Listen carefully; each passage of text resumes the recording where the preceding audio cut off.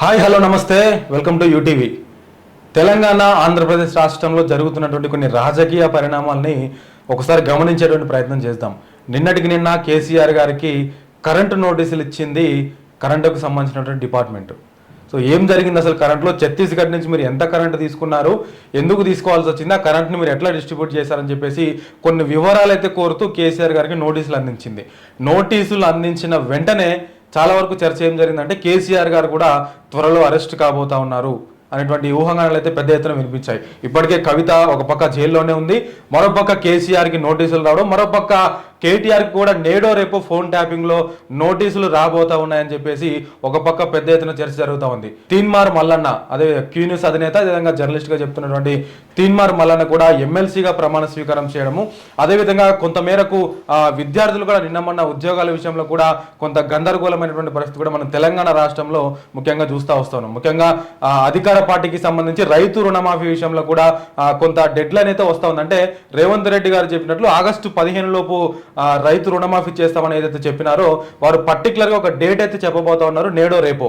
So ఇది ఇలా ఉంటే కనుక ఆంధ్రప్రదేశ్ రాష్ట్రంలో నారా చంద్రబాబు నాయుడు గారు ముఖ్యమంత్రిగా ప్రమాణ స్వీకారము, దాని తదనంతరమే తిరుపతికి వెళ్లి వెంకటేశ్వర స్వామి దర్శనం చేసుకోవడము, దుర్గామాత ఆశీస్సులు తీసుకొని అదేవిధంగా ఆయన కూడా ఒక 5 అంశాలకు సంబంధించి డిఎస్సి ఇంకొన్ని అంశాలకు సంబంధించి వారు కూడా సంతకాలు చేస్తారని చెప్పేసి కొన్ని ఊహాగానాలు అయితే వినిపిస్తా ఉన్నాయి. ఒక పక్క జగన్మోహన్ రెడ్డి గారు వారి కార్యాచరణతో ముందుకు వెళ్తా ఉన్నారు. వాడు మాట్లాడదాం ఈ విషయాలన్నిటి పట్ల.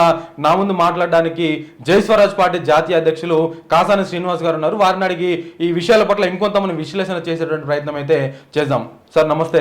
నమస్తే అండి. ఎలా ఉన్నారు? బాగున్నామండి. బాగున్నారు. ఎట్లా ఉంది జై స్వరాజ్ పార్టీ? ఎట్లా ఉంది? చాలా ఎక్సలెంట్ ఉందండి. జనాలకి చాలా విస్తృతంగా రోజుకి వెళ్తుంది. ఇరు రాష్ట్రాల్లో కూడా అంటే మేము గ్రౌండ్ లెవెల్ మైక్రో లెవెల్లో భావజాల వ్యాప్తి సిద్ధాంతము ఈ సందర్భంలో జై స్వరాజ్ పార్టీ ఆవశ్యకత ఏంటి? ఎందుకంటే చూడండి, మొన్నటిదాకా చిటుకున్న పార్టీలే వీళ్ళు వాళ్ళు బెంచీలు మారుతున్నారు కానీ విధానాలు మాట్లాడలేదు. సో ఇక్కడ కొత్త పార్టీకి ఆవశ్యకత ఏంటి, వాటికి భిన్నంగా మనమేం చేద్దాం అనుకుంటున్నాం, మేమంటే ప్రజలుగా ఆ అంశాలపైన మేము జనాలకు వెళ్తున్నామండి. జై స్వరాజ్ పార్టీ ఎప్పుడు స్టార్ట్ అయింది? ముఖ్యంగా జై స్వరాజ్ పార్టీ 2018 ఫిబ్రవరి 1న ఆవిర్భవించింది. ఆ రోజు నుంచి ఈ రోజు వరకు దాదాపు భారతదేశంలో మరి ముఖ్యంగా తెలంగాణ ఆంధ్రప్రదేశ్లో మేము భావజాల వ్యాప్తి దశలో ఉన్నాం. జై స్వరాజ్ 140 కోట్ల ప్రజలకి ఇంకా స్వరాజ్యం రాలేదనేది మా ఆలోచన. కొంతమంది గుత్త పెత్తందారి వర్గాలు లేకపోతే పెట్టుబడి వర్గాలు వీరు పార్టీలు ఏదైనా కావచ్చు, అన్నదమ్ముల పార్టీలే. చూడండి, నిన్నటిదాకా కేసీఆర్ దగ్గర ఎవరైతే ఉన్నారో అంటే విఆర్ఎస్ దగ్గర ఎవరైతే ఉన్నారో వాళ్ళకి ఇప్పుడు మళ్ళీ రేవంత్ దగ్గరకు వస్తున్నారు. బహుశా రేపు అక్కడ కూడా అదే అంటే రైట్ తిట్టే కార్యక్రమం మళ్ళీ తర్వాత పెట్టుకుందాం. నేనేమన్నా జై స్వరాజ్ పార్టీ యొక్క అదే చెప్తున్న విధానం ఏంటి, ఎప్పుడు మొదలైంది, ఎంతవరకు వచ్చింది పార్టీ యొక్క విధి విధానాలు కావచ్చు, దీని వ్యాప్తి కావచ్చు, ఎంతవరకు వచ్చింది?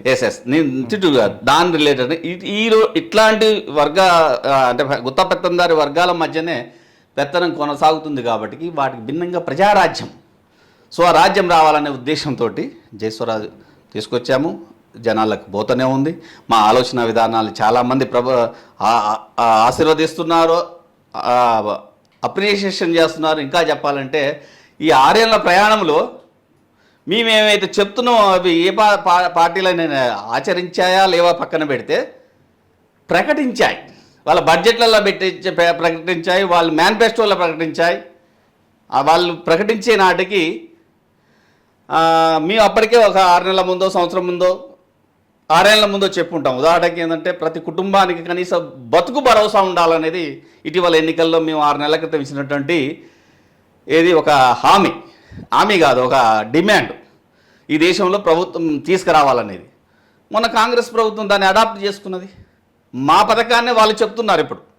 అంటే ప్రతి కుటుంబానికి బతుకు భరోసా ఉండాలంటే నెలకి కనీస వేతనము, కనీస ఆదాయం వాళ్ళ కుటుంబాల్లో ఉండాలి అనే ఆలోచనతో ఇట్లా మేము జనాల్లోకి వెళ్తున్నామండి. అంటే ఇప్పుడు జనాలకు డబ్బులు ఇవ్వాలి అనేటువంటి కాన్సెప్ట్ మీ దగ్గర నుంచి వచ్చిందన్నారు. ఇప్పుడు రేవంత్ రెడ్డి గారి ప్రభుత్వం అదే విధంగా చేసింది, గత కొన్ని ప్రభుత్వాలు కూడా తెలంగాణలో అదే విధంగా చేసింది. మొన్నటికి మొన్న అంటే ఆంధ్రప్రదేశ్లో ఒకసారి చూసుకుంటే జగన్మోహన్ రెడ్డి గారు మొన్న ఓడిపోవడానికి తర్వాత అంటే ప్రెస్ మీట్లో మాట్లాడుతూ కూడా ఆయన ఏమన్నాడు అంటే, నేను ఒక 50 లక్షల మందికి విడోస్కి డైరెక్ట్ బెనిఫిషరీస్ ఇచ్చాను, ఇంకొక 50 లక్షల మంది వృద్ధులకు వితంతులకు డైరెక్ట్గా వాళ్ళకి అకౌంట్లలో డబ్బులు వేసాను. అంటే ఈ అకౌంట్లలో డైరెక్ట్ నిధి జమ చేయడం అనేది ఎంతవరకు దీన్ని చూసుకోవచ్చు? అంటే ఇది ప్రజలకు సోమరిపోతులను చేసినట్లు కాదంటారా? కరెక్ట్, మంచి క్వశ్చన్. దీనికి ఒక 2 నిమిషాలు వివరణాత్మకంగా చెప్తామండి. మీరు అన్నట్టు ఇప్పుడు ఇస్తున్నటువంటి పెన్షన్ పథకాలు, లేకపోతే వీడియోస్కో, లేకపోతే రైతులకో రకరకాల, ఇప్పుడు చంద్రబాబు కూడా ఏదో అన్నాడు, మేము నిరుద్యోగులకు ఇంత ఇస్తాము. ఈ పథకాలని జయస్వరాజ్ పార్టీ కూడా బేసికల్గా వ్యతిరేకిస్తుంది. ఏంటంటే ఇవి యూజ్లెస్, అంటే ఉపయోగానికి రావు. రేపు ఆ లబ్ధిదారుడికి, ప్రభుత్వానికి, సమాజానికి. అయితే పూర్తి తీసేయాలన్నా వాళ్ళకి సపోర్ట్ ఇస్తూనే మేమన్నా కనీస కుటుంబ భరోసా పథకం ఏంటంటే, ఒక నిమిషం అండి, భారతదేశంలో లేదా యావత్ ప్రపంచంలో రోజు రోజుకు రకరకాల పరిణామాలు జరుగుతున్నాయి.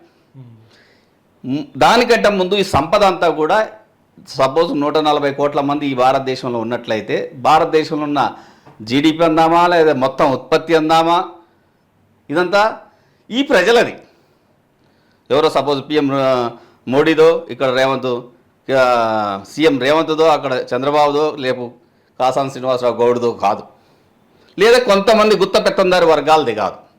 అయితే అనేక పరిణామాల నేపథ్యం అవుతుందంటే, సంపద కొందరి దగ్గర సమీకృతమై పేదలు మరింత పేదలుగా, ధనవంతులు మరింత ధనవంతులుగా అవుతున్నారు. సో చూడండి, మనకు 30% పైగా ఎప్పటికీ దారిద్ర్య రేఖ కింద ఉన్నారు. దారిద్ర్యం అంటే కనీసం 2 పూటలు సరిగ్గా తిండి దొరికినటువంటి వాళ్ళు. 76-77 ఏళ్ళ స్వతంత్ర భారతదేశంలో ఇంకా సొంత సంపద ఉండి, స్వరాజ్యంలో బతుకుతూ, సొంత భూమి మీద ఉండి తినడానికి నెల 1వ తారీఖు వస్తుందంటే ఎట్లా? గజ వణుకుతూ. లేదా సపోజ్ ఇజ్రాయెల్ పాలస్తీనా గొడవ, ఉక్రెయిన్, లేకపోతే అదేమంటారు రష్యా గొడవ, లేదు అమెరికాలో అధ్యక్షుడు మారితే, లేదా అమెరికాలో అధ్యక్షుడు కూలిపోతే, అమెరికా యొక్క జీడిపి పడిపోతే, ఇక్కడ ఆంధ్రప్రదేశ్లో లేకపోతే తెలంగాణలో లేకపోతే భారతదేశంలో ఉన్న మధ్యతరగతి ఉద్యోగాన్ని కోల్పోతున్నాడు, మధ్యతరగతి తన బిజినెస్ని కోల్పోతున్నాడు, మధ్యతరగతి ఏ నెల ఎట్లా గడవాలనేది తెలవని పరిస్థితి. అంటే ఆర్థిక వ్యవస్థ అంతర్జాతీయంలో లింక్ అయిపోయింది. దీంతో మధ్యతరగతికి భరోసా లేదు. ఎప్పుడు ఉద్యోగం ఉంటుందో ఎప్పుడు పోతుందో తెలవని పరిస్థితి. ఎప్పుడు తను పెట్టుకున్నటువంటి బిజినెస్ కూలుతుందో తెలియదు. తెలంగాణ కరోనా కాలంలో అధికారికంగానే సెంట్రల్ గవర్నమెంట్ చెప్పింది 2 లక్షల పరిశ్రమలు మూతపడ్డాయని. మరి ఆ బతుకులన్నీ, ఆ జీవులన్నీ ఏమైపోయి ఉంటాయండి? అయితేనేమో చిన్నపాటి ఉద్యోగము, లేకపోతే ఇంకా సొంత భూములు ఉంటే భూములు చేసుకోవటం, లేకపోతే పరువుకు తట్టుకోలేక అనేక కుటుంబాల ఆత్మహత్య. ఏ మీడియా రాయదు, ఏ సమాజంలోకి రాదు, దానికి ఏదో కారణం చెప్తారు. కానీ అన్నిటికీ కారణం, అన్ని రోగాలకు పెద్ద రోగం పేదరికం. పేదరికం వల్ల ఆత్మహత్య, ఈ గొడవలు అవుతుంటాయి. ఇలా తెలవకోకుండా అనేక కుటుంబాలు ఆర్థిక సంక్షోభంలోకి వెళ్తున్నాయి. కాబట్టి ప్రజాస్వామ్య ప్రభుత్వాల్లో ఏమి చేయాలంటే, ఎన్ని కుటుంబాలు ఉన్నాయో అన్ని కుటుంబాలకి నేరుగా ప్రతి నెల మినిమం ఖర్చులు, సపోజ్ మేము 10,116 అన్నాం తెలంగాణ అవసరాల దృష్ట్యా చూస్తే, ఆ నెలలో ఉదయ్ గారు అకౌంట్, నా account, Ellaiah account, Pullaiah account, మహిళల పేరు మీద అయితే మహిళల పేరు మీద సపోజ్ 100 కోటి కుటుంబాలు ఉన్నాయంటే, కోటి కుటుంబాలకి ప్రతి నెల పెన్షన్కి వేస్తూనే ఉండాలి. మీరు అన్నారు వేస్తే సోమరులు అవుతారు కదా అని. సంక్షేమం లేదా, ఇది అభివృద్ధి పదంలో భాగంగా. అంటే ఒక నెలకి ప్రతి నెల మినిమం ఖర్చులకు సంబంధించినటువంటి ఆదాయము ఆ కుటుంబానికి వచ్చినప్పుడు అతనికి ఉండే భరోసా, కుటుంబ మహిళకి, యజమానురాలకు ఉండే భరోసా కొద్దిది కాదు.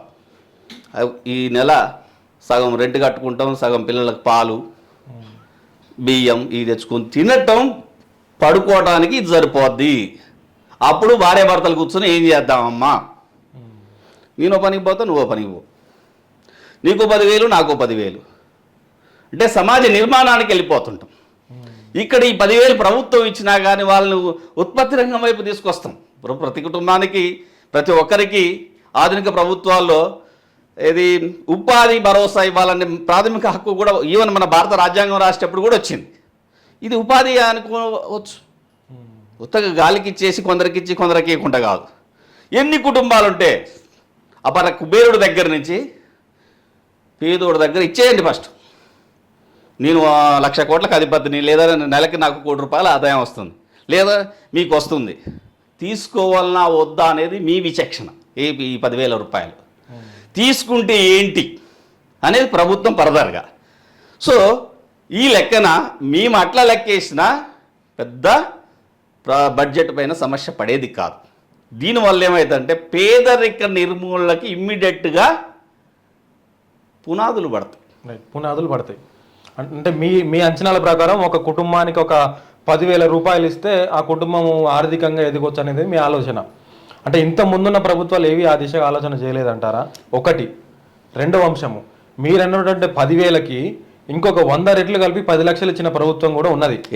ఆ 10 లక్షలు పొందుకున్న కుటుంబాలు ఈరోజు ఎక్కడ ఉన్నాయి? రెండవది.